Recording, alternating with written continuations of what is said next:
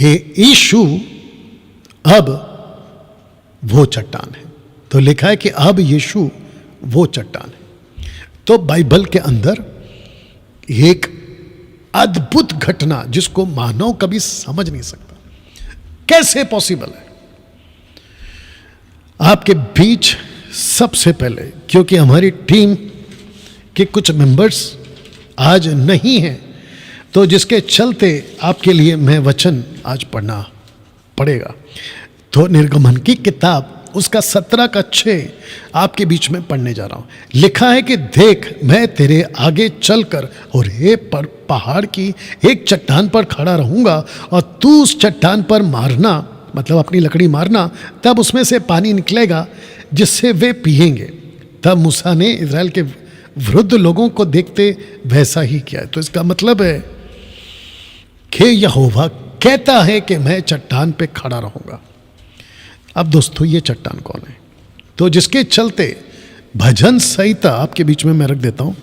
लिखा है भजन संहिता उसका 118 आपके बीच इस वक्त में मैं पढ़ूंगा। 118 का 22 क्या कहता है, आइए सुनते हैं। 118 का 22 क्या कहता है? लिखा है, राजमिस्त्रियों से, माफ करना, राजमिस्त्रियों ने जिस पत्थर को निकम्मा ठहराया था वही कोने का सिरा हो गया। इसका मतलब है एक पत्थर जिसको तिरस्कार कर दिया गया था, एक पत्थर जिसको नकार दिया गया था। तो वचन 23 को भी पढ़ता, यह तो यहोवा की ओर से हुआ, यह हमारी दृष्टि में अद्भुत है।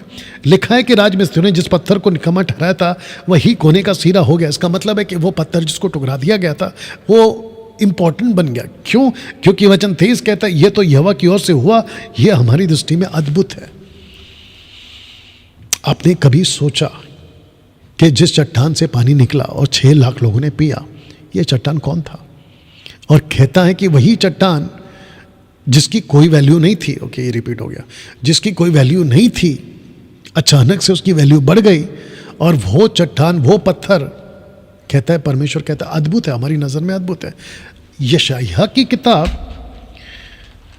और उसका 8वां अध्याय आपके बीच में रखना चाहूंगा। माफी चाहता हूं कि मैं खुद पढ़ रहा हूं क्योंकि आज हमारी टीम के कुछ मेंबर्स उपलब्ध नहीं है।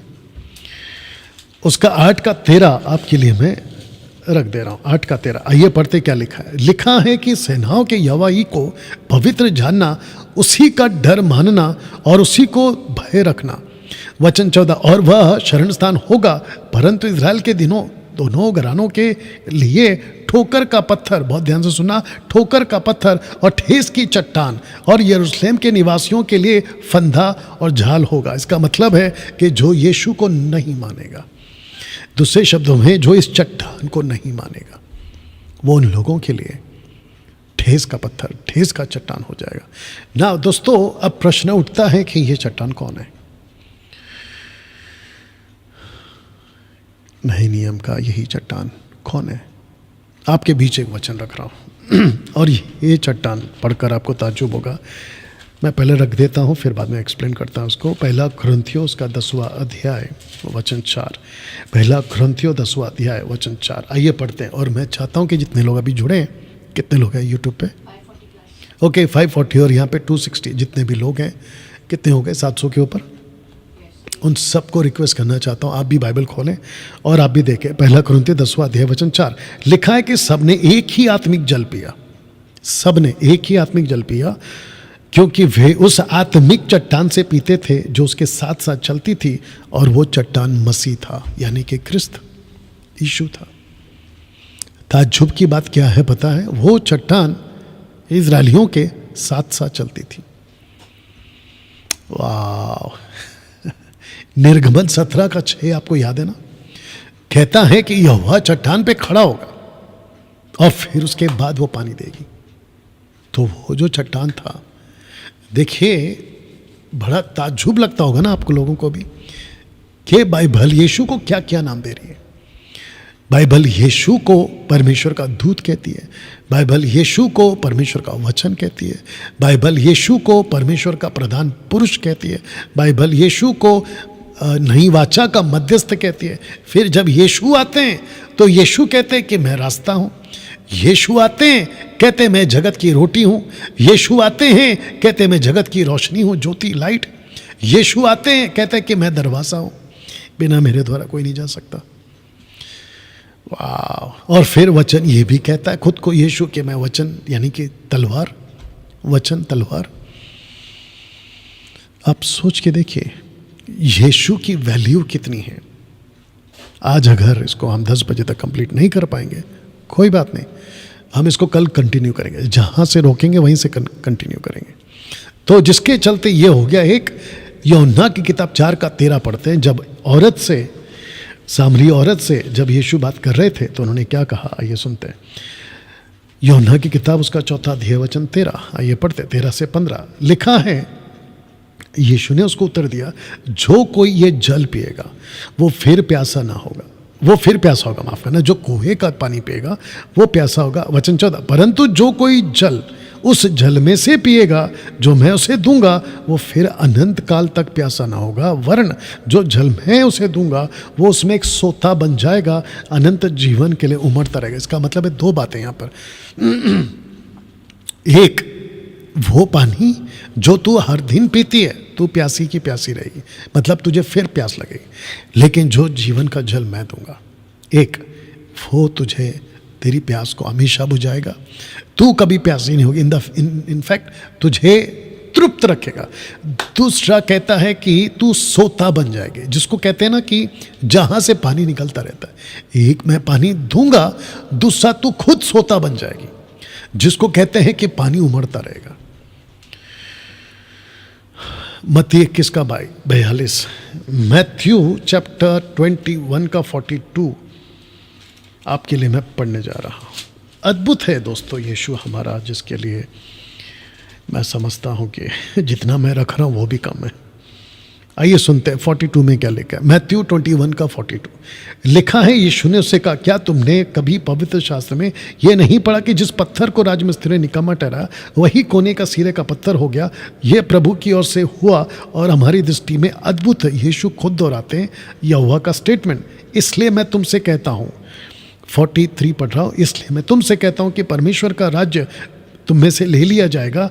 ऐसी जाति को उसका फल लाया, जो उसका फल लाए दिया जाएगा। वचन 44, जो इस पत्थर पर गिरेगा वो चकनाचूर हो जाएगा, जिस पर वह गिरेगा उसको पीस डालेगा। इसका मतलब है कि जो यीशु पे गिरेगा वो बच जाएगा, यानी कि अपने पाप को लो और यीशु पे डालो तो तुम बच जाओगे। लेकिन अगर यीशु किसी पे गिरेगा तो लिखा है उसको पीस डालेगा। तो यीशु तुम पर ना गिरे बल्कि तुम यीशु पे गिरो, ये सही है। वचन 45, प्रधान याजक और फरीसी उसके दृष्टांतों को सुनकर समझ गए कि वह उनके विषय में कहता है। इसका मतलब है कि यीशु ने कहा कि खबरदार, ऐसी नौबत आने मत दो कि मैं तुम पे गिर जाऊं। मैं तुम पर नहीं गिरना चाहिए। आपको याद है ना, दानियल की किताब उसके 2 अध्याय में दानियल को नबूकदनेस्सर एक दर्शन बताता है। कहता है कि मैंने कुछ चीज़ें देखी हैं, और जिसको लेकर वो बहुत सारी चीज़ों का चर्चा करता है कि मेरा सर सोने का, मेरी छाती चांदी की, और फिर पीतल का, और फिर नीचे जो उंगलियां हैं जिसको कहते हैं कि है ना, ऊपर है गोल्ड, नीचे है सिल्वर, बीच में है ब्रास, और नीचे है पत्थर और कीचड़, और जिसको कहते हैं 10 राज्य। लेकिन जैसे ही वो देखता है 5वां दर्शन कि कोई चट्टान, कोई बड़ा सा पत्थर खुद ब खुद बाहर आता है, उखड़ता है और उन 10 राज्यों को चकनाचूर कर देता है। तो वो बड़ा पत्थर कौन था जो खुद ब खुद आ गया? यीशु। अद्भुत है, उसकी टीचिंग मैं आपको दे चुका। मत्ती 7:24 में देखते क्या लिखा है। मत्ती 7:24 में देखते क्या लिखा है। लिखा है 7:24, आपके बीच में पढ़ने जा रहा हूं। इसलिए जो कोई मेरी ये बातें सुनकर उन्हें मानता है वह उस बुद्धिमान मनुष्य के समान ठहरेगा जिसने अपना घर, आगे बोल दीजिए, चट्टान पर बनाया। वाह, क्या अद्भुत है दोस्तों। अब इसको पढ़ते रोमियो 9:33। Romans chapter 9:33। आइए देखते क्या लिखा है। रोमन्स 9:33 लिखा है, जी, एक सेकंड दीजिए।